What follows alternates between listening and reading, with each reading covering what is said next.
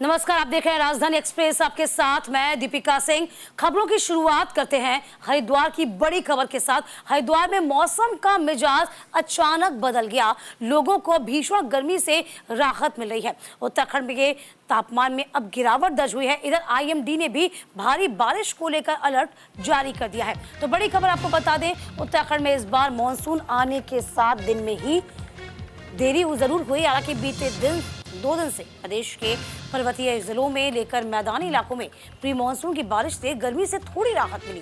पिछले कुछ दिनों में जारी भीषण गर्मी के बाद अब तापमान में गिरावट दर्ज हुई, जिससे स्थानीय लोगों श्रद्धालुओं को बड़ी राहत मिली। तापमान में गिरावट के बाद बाजारों में रौनक लौटने की उम्मीद जताई जा रही है। मौसम विशेषज्ञों का कहना है कि अगले कुछ दिनों तक तापमान सामान्य रहने की संभावना है, जिससे लोगों को राहत मिलेगी। तो मौसम सुहावना हो गया है। और देखिए, इसी के चलते आपको बता दें कि आईएमडी ने भारी बारिश का अलर्ट जारी किया है। हरिद्वार में भी मौसम ने करवट बदली है। मौसम का मिजाज बदल गया। देखिए किस तरीके से उत्तरी हिस्से के अलावा यदि हम पर्वतीय क्षेत्रों का, उत्तराखंड का, हिमाचल का रुख करते हैं तो वहां भी आपने देखा होगा इस बार गर्मी जो है वह तपाने वाली थी। वहां भी तापमान 41-43 डिग्री तक चला गया था। हालांकि मानसून ने अब दस्तक दे दी है। लोगों को भीषण गर्मी से राहत मिलती नजर आएगी।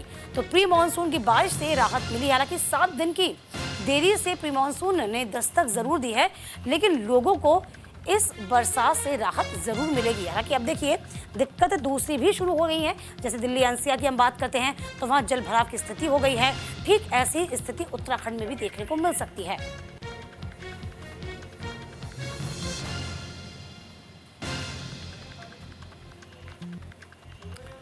तमाम जानकारी के साथ हमारे सहयोगी अनुज अवस्थी पूरी खबर पर नजर बनाए हुए हैं।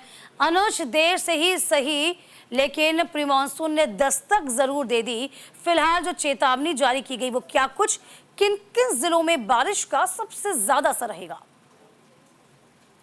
बिल्कुल दीपिका, उत्तराखंड के मौसम ने एक बार फिर से करवट ली है और मानसून लगभग आ चुका है। जिस तरीके से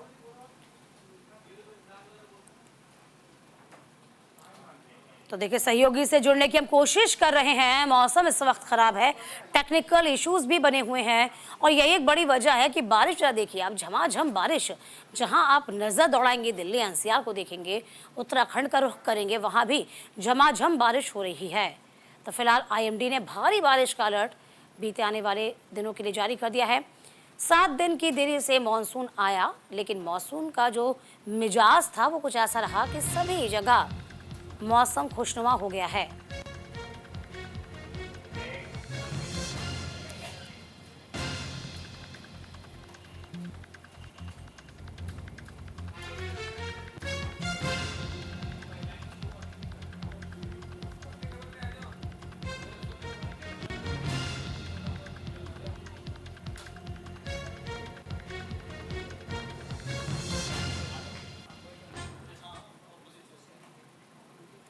इधर सीएम धामी ने मंत्री नितिन गडकरी से मुलाकात की है। चंपावत पिथौरागढ़ बाईपास निर्माण का आग्रह किया गया है। खटीमा में रिंग रोड का निर्माण करने का अनुरोध किया गया। कई योजनाओं को मंजूरी देने का आश्वासन भी दिया गया। देखिए, आपको बता दें, मुख्यमंत्री पुष्कर सिंह धामी ने नई दिल्ली में केंद्रीय सड़क परिवहन मंत्री, राजमार्ग मंत्री नितिन गडकरी से भेंट कर उन्हें प्रदेश की जनता और पुनः सड़क परिवहन और राजमार्ग मंत्रालय का दायित्व मिलने पर बधाई भी दी, शुभकामनाएं दी। इस दौरान मुख्यमंत्री ने राज्य की सड़क परियोजनाओं को मंजूरी देने का अनुरोध किया। खटीमा में रिंग रोड का निर्माण करने, चंपावत लोहाघाट पिथौरागढ़ बाईपास निर्माण का आग्रह किया।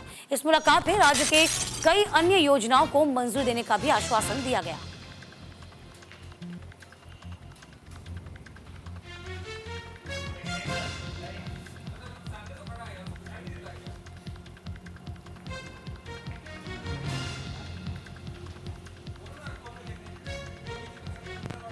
अनुज हमारे सहयोगी इस पूरी खबर पर नजर बनाए हुए हैं। अनुज, देखिए, कई मायनों में मुलाकात बेहद खास हो जाती है। जाहिर सी बात है कि वापस से नितिन गडकरी को कमान सौंपी गई है सड़क परिवहन मंत्रालय की, और अब दरकार भी हम कह सकते हैं उत्तराखंड में ज्यादा है भी। तो फिलहाल इस मुलाकात के क्या मायने?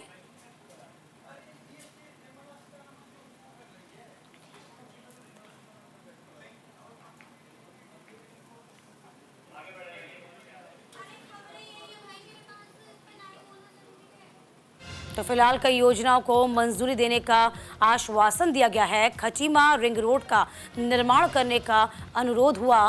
कई योजनाओं को मंजूरी देने का आश्वासन भी दिया गया है। तो फिलहाल तस्वीरें उस वक्त की जब नितिन गडकरी से मुलाकात की गई है और देखिए किस तरीके से राज्य में विकास के काम रफ्तार पकड़ सके, इसके लिए भी विचार मंथन किया गया। देखिए कुछ ऐसी जगह हैं जो थोड़ी सी दिक्कतें पैदा आती हैं, उन सड़कों पर, उन जगहों पर भी सड़कों का निर्माण होना अति आवश्यक है। ये भी बातें तमाम रखी गई। तो फिलहाल सीएम धामी ने मंत्री नितिन गडकरी से मुलाकात की, चंपावत पिथौरागढ़ बाईपास निर्माण का आग्रह किया, खटीमा में रिंग रोड का निर्माण करने का अनुरोध किया। कई योजनाओं के मंजूरी का आश्वासन भी उनको मिला है। तो सीएम पुष्कर सिंह धामी ने नई दिल्ली में आपको बता दें मुलाकात की है, केंद्रीय सड़क परिवहन मंत्री और राजमार्ग मंत्री से मुलाकात की है। तो फिलहाल देखिए ये मुलाकात की तस्वीर हम आपको दिखाई रहे हैं। एक बार फिर से अनुज अवस्थी का हम रुख करते हैं हमारे सहयोगी का। अनुज देखिए मुलाकात के मायने बहुत खास हैं, क्योंकि जाहिर सी बात है कि अब कहीं ना कहीं रफ्तार पकड़े राज्य की विकास की योजनाएं वापस से रफ्तार पे आए, उसी को लेकर मुलाकात बेहद खास मानी जा रही है। बात हम खटीमा रिंग रोड की करेंगे, यहाँ पर निर्माण की मंजूरी मांगी गई है। किन मायनों में मुलाकात बेहद खास हो जाती है अनुज? बिल्कुल दीपिका, चूंकि टेक्निकल प्रॉब्लम थी इस वजह से मैं आपसे जुड़ नहीं पाया था, लेकिन फिलहाल अगर बात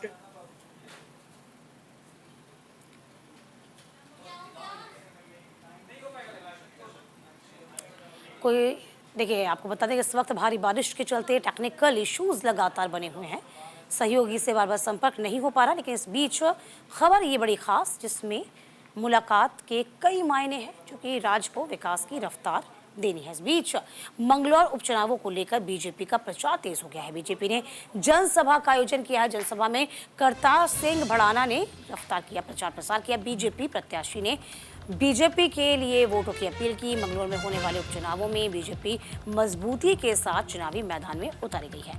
मंगलौर विधानसभा में बीजेपी ने जनसभा का आयोजन किया। जनसभा में बीजेपी प्रत्याशी करतार सिंह भड़ाना पहुंचे, जहां उन्होंने बीजेपी को जिताने की अपील की। चुनाव प्रचार के दौर में बीजेपी प्रत्याशी करतार सिंह भड़ाना ने अपने विजन के बारे में बताया और साथ ही मंगलौर उपचुनाव में बीजेपी की जीत का दावा भी सुनिश्चित किया। के बाद मैं ये करूंगा, मैं वो करूंगा, पर मैं इतना जरूर करूंगा जो एक अच्छा आदमी अपने बच्चों के लिए, अपने माँ बाप के लिए, अपने घर के लिए करता है ना, वो पूरे मंगलौर के लिए करूंगा। हल्द्वानी विधायक का राज्य सरकार पर आरोप है। हल्द्वानी के साथ पक्षपात करने का आरोप लगा। मॉनसून से पहले कोई तैयारी नहीं है। सुमित हृदेश विधायक ने भी इस मांग की पूर्ण न करने पर चेतावनी भी जारी कर दी। तो हल्द्वानी से कांग्रेस विधायक हैं सुमित हृदेश, और सुमित हृदेश ने राज्य सरकार, स्थानीय प्रशासन पर कई गंभीर आरोप लगाए। उन्होंने कहा कि हल्द्वानी विधानसभा क्षेत्र की जनता के साथ पक्षपातपूर्ण रवैया अपनाया जा रहा है। उन्होंने कहा कि प्री मानसून की बारिश हो रही है और मानसून भी ऐसे में आपको बता दें कि रक्सरिया नाले में शुरुआत हेड में कोई भी काम नहीं हुआ। तमाम बातें गिनाई गई। सिर्फ कालाडूंगी विधानसभा क्षेत्र में रक्सरिया नाले के आउटफॉल को बनाया जा रहा है। वहीं हल्द्वानी के साथ पूरी तरीके से पक्षपातपूर्ण रवैया अपनाया जा रहा है। साथ ही साथ उन्होंने इस रवैये के खिलाफ आवाज उठाने की चेतावनी भी दी।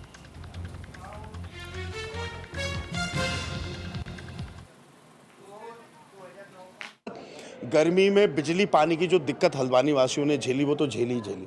अब मानसून आ गया है, रकसिया नाला और कलसिया नाला जो इनका हेड है, जहाँ से शुरुआत होते हैं, डम्मा डूंगा हो गया, काठगोदाम हो गया, वहाँ आपदा की दृष्टि से कोई कार्य नहीं हुआ है। तो आपदा को रोकने में क्या इन अधिकारियों ने काम करा? इन्होंने नीचे कालाडूंगी विधानसभा में जहाँ पे वो निकलता है रकसिया नाला, वहाँ पे तो कार्य कर दिया है। लेकिन ये जो क्षेत्र हैं जहाँ पिछले वर्ष घर भी बह गए थे और गरीब लोग परेशान हुए थे, वहाँ पे इनकी ना दया है ना दृष्टि है। ये सीधे सीधे हल्द्वानी विधानसभा के साथ पक्षपात है। जनता धीरे धीरे इसका जवाब देगी। गर्मी में बिजली पानी की जो दिक्कत हल्द्वानी वासियों ने झेली वो तो झेली। अब मानसून आ गया है, रकसिया नाला और कलसिया नाला जो इनका हेड है, जहाँ से शुरुआत होते हैं, डम्मा डूंगा हो गया, काठगोदाम हो गया, वहाँ आपदा की दृष्टि से कोई कार्य नहीं हुआ है। तो आपदा को रोकने में क्या इन अधिकारियों ने काम करा? इन्होंने नीचे कालाडूंगी विधानसभा में जहाँ पे वो निकलता है रकसिया नाला, वहाँ पे तो कार्य कर दिया है। लेकिन ये जो क्षेत्र हैं जहाँ पिछले वर्ष घर भी बह गए थे और गरीब लोग परेशान हुए थे, वहाँ पे इनकी ना दया है ना दृष्टि है, ये सीधे सीधे हल्द्वानी। इस बीच आपको बता दें, हरिद्वार से बड़ी खबर है। ये हरिद्वार में नाबालिग से रेप किया गया, उसकी हत्या की गई और उसका पर्दाफाश हो गया है। तो हत्याकांड मामले में 6 आरोपी गिरफ्तार किए गए। पुलिस की रडार पर 3 आरोपी हैं। बीजेपी नेता ने मामला दबाने की कोशिश की है। इधर पुलिस पूरे मामले की जांच में इस वक्त जुटी हुई है। हरिद्वार के शानदार शाह गांव में नाबालिग लड़की के साथ गैंगरेप और हत्या के मामले का पुलिस ने आखिरकार पर्दाफाश किया। हत्याकांड मामले में पुलिस ने कुल 6 लोगों को गिरफ्तार किया, जबकि 3 लोग अभी तक पुलिस की गिरफ्त से दूर है।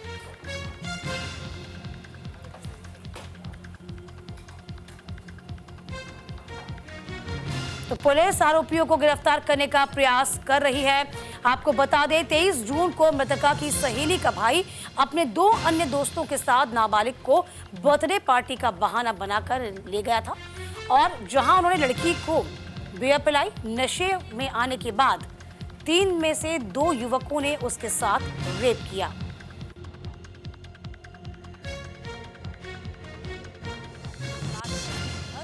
चले गए, जबकि लड़की अपने घर न जाकर अपने परिचित अमित सैनी के पास पहुंची, जहां अमित सैनी ने भी नाबालिग के साथ संबंध बनाए और बाद में दोनों के बीच झगड़ा भी हुआ।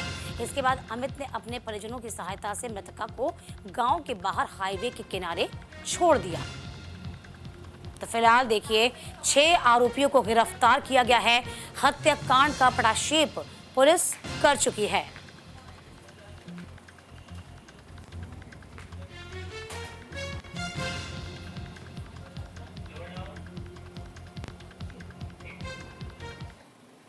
देखिए, आपको बता दें, अब बात करते हैं जिन आरोपियों ने इस पूरी जघन्य वारदात को अंजाम दिया, उनकी बात करेंगे। उन पर पुलिस ने किस तरीके से शिकंजा कसा हुआ है और एक्शन लेते ही 6 आरोपियों को पुलिस ने धर दबोचा। चलिए, कौन है वो लोग, जानते हैं उनके बारे में। पहले बात करते हैं गिरफ्तार आरोपियों की। तो गिरफ्तार आरोपी अमित सैनी, जिसकी उम्र 26 साल बताई जा रही है। इसके अलावा नितिन, जिसकी उम्र 20 साल है। निखिल पांचाल, जिसकी उम्र 20 साल है। तुषार उर्फ काला, इसकी उम्र 20 वर्ष बताई गई। इधर मौसम की उम्र 19 वर्ष है।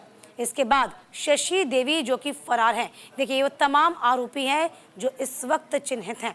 आदित्य राज सैनी भी इसमें एक हैं, जो कि ग्राम प्रधान का पति है।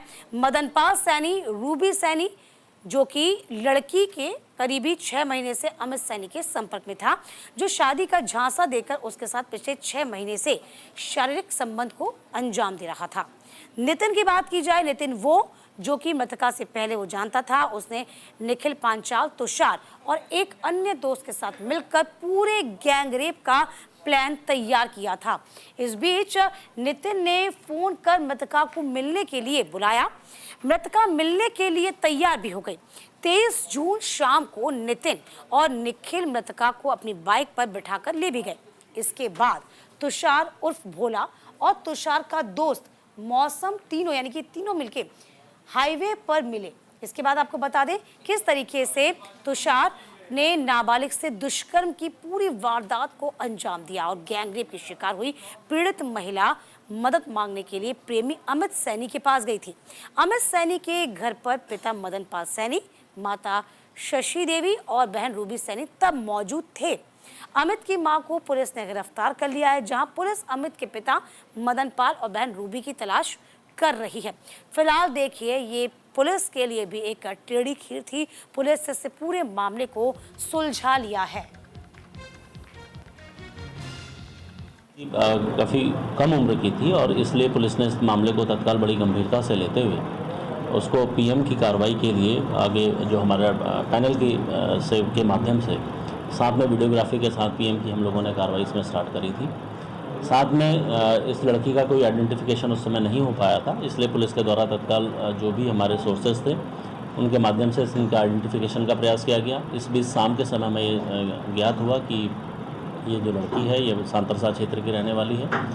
इस लड़की की मां के द्वारा वादिया द्वारा पुलिस में आके एक तहरीर भी दी गई थी, जिसमें उन्होंने एक अमित सैनी और आदित्य राज सैनी 2 अभियुक्तों पर आरोप लगाए थे कि इनके द्वारा इस लड़की की हत्या, रेप किया गया है।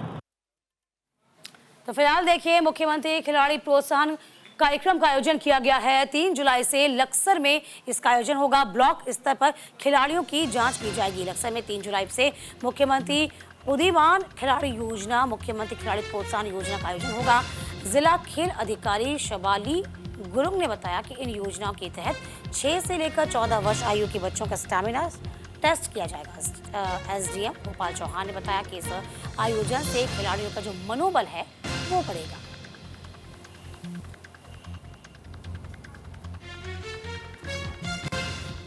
जो संबंधित जो डिपार्टमेंट हैं, जैसे एजुकेशन है और हमारा युवा कल्याण है और हमारा स्वास्थ्य विभाग है, तो इन सबको हमने आज बुलाया था, क्योंकि ये जो 2 योजनाएं हमारी जो चल रही हैं और प्रत्येक मेरे ख्याल से पिछले 2 साल से चल रही है, तीसरा वर्ष है ये, तो उसको लेके न्याय पंचायत स्तर से हमारी तैयारी इसमें होनी है और हमारे गेम्स वगैरह शुरू होने हैं, जिसमें जो छोटे बच्चे हैं वो पार्टिसिपेट करेंगे।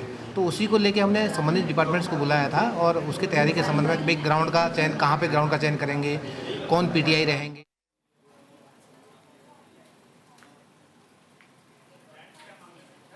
और इंडिया न्यूज पर इस वक्त आपको बता दें कि न्यूज इंडिया पर इस वक्त की बड़ी खबर बता दें, हेमंत सोरेन को हाई कोर्ट से जमानत दे दी गई है।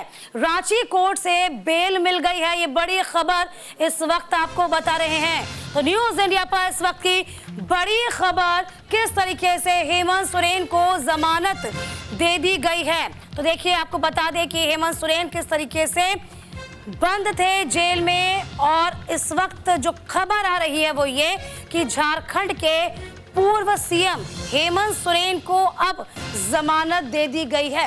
हेमंत सोरेन ने लगातार दरकार लगाई थी कि इस पूरे मामले में उनको बेल मिल सके, लेकिन ये संभव नहीं हो पा रहा था। अब हेमंत सोरेन के लिए, उनके परिवार के लिए अच्छी खबर है कि हेमंत सोरेन को अब हाई कोर्ट से जमानत दे दी गई है। फिलहाल देखिए, हेमंत सोरेन पूरे मामले में इस वक्त सलाखों के पीछे हैं। किस तरीके से घोटाले का जो मामला सामने आया था, उसमें हेमंत सोरेन को इस्तीफा देना पड़ा था। ईडी जब उनको गिरफ्तार करने पहुंची थी, तब ठीक गिरफ्तारी से पहले राज्यपाल को उन्होंने अपना इस्तीफा सौंपा था। इसके बाद ही उनको गिरफ्तार किया गया था। इस बीच देखिए, लगातार हेमंत सोरेन की कोशिश यही थी कि उनको जमानत मिल पाए, लेकिन उनको जमानत किसी भी तरीके से नहीं मिल पा रही थी। और देखिए, यही एक बड़ी वजह थी कि लगातार हेमंत सोरेन कह रहे थे कि जांच करिए, लेकिन उनको जमानत देनी जरूरी है। लेकिन हेमंत सोरेन के लिए, उनके परिवार के लिए बड़ी खबर है, जहां पर हेमंत सोरेन को हाईकोर्ट से अब जमानत मिल गई है।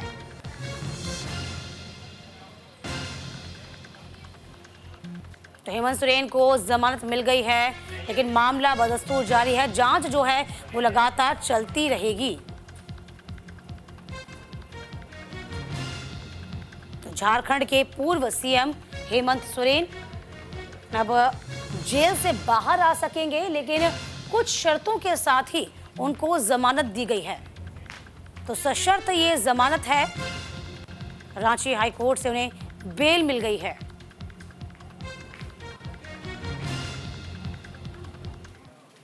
और इसी के साथ राजधानी एक्सप्रेस में अभी के लिए बस इतना ही। वक्त छोटे से ब्रेक का, कहीं मत जाइएगा, फौरन लौटेंगे हम।